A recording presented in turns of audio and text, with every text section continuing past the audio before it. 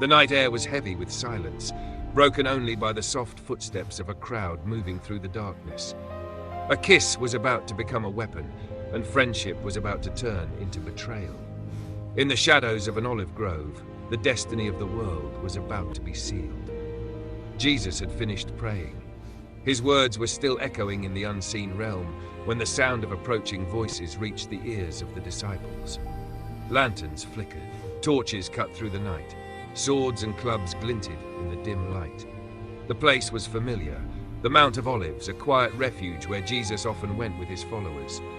But this night, peace would be shattered. As Jesus was still speaking to his disciples, a crowd arrived. At the front of them was Judas, one of the 12. He had walked with Jesus, eaten with him, listened to his teachings, witnessed miracles that defied explanation. And yet now, he stepped forward not as a disciple but as a guide for those who sought to destroy his master. Judas approached Jesus and leaned in to kiss him. It was a sign meant to be subtle, almost affectionate.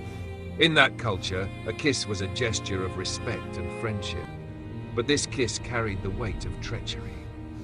Jesus looked at him and spoke words that cut deeper than any blade. "Judas, are you betraying the Son of Man with a kiss?" There was no anger in his voice, no panic, only sorrowful truth. Even in that moment, Jesus gave Judas the chance to recognize what he was doing. The disciples sensed danger. They saw the armed men. They understood that this was not a friendly visit. One of them asked, "Lord, should we strike with the sword?" Before Jesus could respond, impulsive loyalty took over. A disciple swung his sword and struck the servant of the high priest, cutting off his right ear. Violence erupted in an instant, driven by fear and misunderstanding. But Jesus intervened immediately. "No more of this," he said. Then he touched the man's ear and healed him. In the middle of betrayal and arrest, Jesus performed an act of mercy. The enemy came prepared to take him by force, yet he responded with compassion. This moment reveals the heart of Christ. Power restrained by love, authority expressed through grace. Turning to the chief priests, officers of the temple guard, and elders who had come for him, Jesus spoke again. "Am I leading a rebellion that you have come with swords and clubs?" His words exposed the hypocrisy of the moment. Day after day, he had taught openly in the temple. He had not hidden. He had not resisted. And yet they chose darkness over daylight, secrecy over truth. Then Jesus said something profound, "But this is your hour, when darkness reigns." These words did not mean that evil had truly won. They meant that God was allowing this moment to unfold according to his greater plan. Darkness was permitted to act, but only for a time. Even in arrest, Jesus remained sovereign. Luke's account of Jesus' arrest emphasizes something deeply important. Jesus was not a helpless victim. He was not surprised by what happened. He did not lose control of the situation.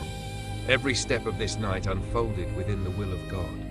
Jesus had already predicted the betrayal. He had warned his disciples. He had prayed in agony, submitting himself fully to the Father's will. Judas' betrayal was not just a personal failure, it was a mirror reflecting the human heart. Judas followed Jesus outwardly, but inwardly his loyalty had been eroding. He had expectations of power, status, and earthly victory. When Jesus did not fit those expectations, disappointment turned into disillusionment. Disillusionment, when left unchecked, can open the door to betrayal. This is not only Judas's story, it is a warning for every believer. We can walk close to Jesus physically, religiously, or socially, and still allow our hearts to drift away. Betrayal does not always begin with hatred. Sometimes it begins with unmet expectations, silent resentment, or love for something else more than Christ.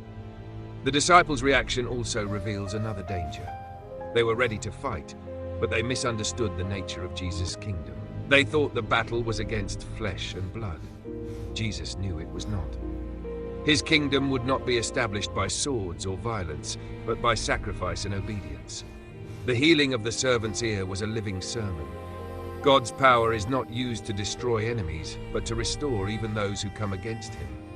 The religious leaders believed they were in control. They had soldiers' authority and plans carefully arranged under cover of night. But Luke's gospel quietly reminds us that they could only act because Jesus allowed it. "This is your hour," Jesus said, not because they were stronger, but because God permitted this moment for a greater purpose.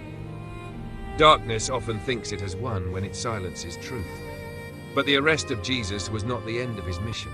It was the doorway to redemption. The chains placed on his hands were not signs of defeat, but steps toward the cross. And the cross itself would not be the final word. In this scene, we also see the loneliness of Jesus. Judas betrays him. The disciples scatter soon after. Religious leaders reject him. Earthly justice turns its back. Yet Jesus stands firm, anchored in his relationship with the Father. When human support collapses, divine purpose remains. Luke's portrayal invites us to examine ourselves. How do we respond when following Jesus becomes uncomfortable? Do we cling to him when his path leads through suffering? Or do we look for ways to protect ourselves, even if it means stepping away from truth? Jesus' calm authority in this moment teaches us how to face our own hours of darkness. When misunderstood, we are called to remain truthful. When attacked, we are called to resist hatred. When betrayed, we are called to trust God's plan rather than seek revenge. This does not mean weakness. It means strength, rooted in obedience. The healing of the servant's ear stands as one of the final miracles before the cross. It is almost hidden, easily overlooked, but deeply symbolic. Even as he is arrested, Jesus is still healing. Even as darkness closes in, light is still at work. No chain can stop love from flowing where God wills it. Jesus' words, "This is your hour when darkness reigns," remind us that evil has limits. Darkness is allowed, but it is not eternal. It has an hour, not a kingdom.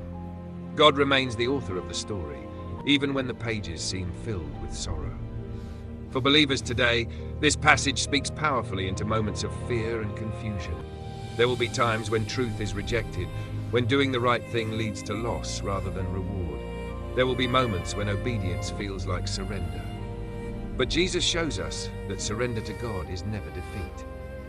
The arrest of Jesus is not just a historical event, it is a spiritual crossroads. It asks every listener, every reader, every follower, will you stand with Jesus when the crowd turns against him? Will you trust God's plan when darkness seems to rule the hour? Judas chose silver over faith. The disciples chose fear over faithfulness, at least for a moment. But Jesus chose obedience over escape, love over violence, and the will of the Father over his own safety. That choice opened the way for salvation. As the crowd led Jesus away, the garden fell silent again. The torches moved into the distance. The moment passed. But the impact of that night echoes through eternity. From betrayal came redemption. From arrest came freedom. From darkness came light. This story reminds us that God can use even the worst acts of humanity to accomplish the greatest good. The cross was not an accident. It was the destination. And the arrest was the road that led there. Thank you for watching this video. If this message has touched your heart, please like the video, follow the Holy Path Insights channel, and share this message with others who may need encouragement today.